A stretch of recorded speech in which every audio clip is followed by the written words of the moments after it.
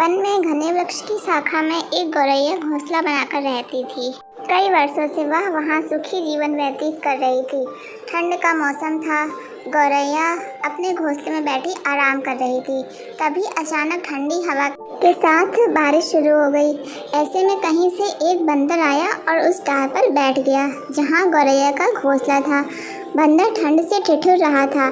ठिठुरन के कारण उसके दांत किटकिटा रहे थे।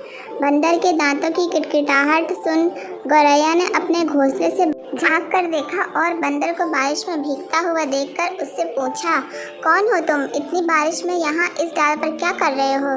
क्या तुम्हारा कोई घर नहीं है? गौरैया की बात को सुनकर बंदर चिढ़ गया, पर वह उस समय उस बात का उत्तर नहीं देना चाहता था, इसलिए वह चुप रहा।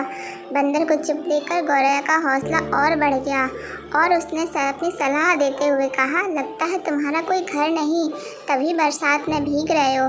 तुम्हारा चेहरा तो मानव जैसा है, शरीर से भी हष्ट-पुष्ट लगते हो। ऐसे में तुमने अपना घर क्यों नहीं बनाया? अपना घर ना बनाना मूर्खता है। उसका फल देखो, तुम बारिश में बैठे ठिठुर रहे हो और हमें देखो, हम सुख से अपने घोंसले में बैठे हैं।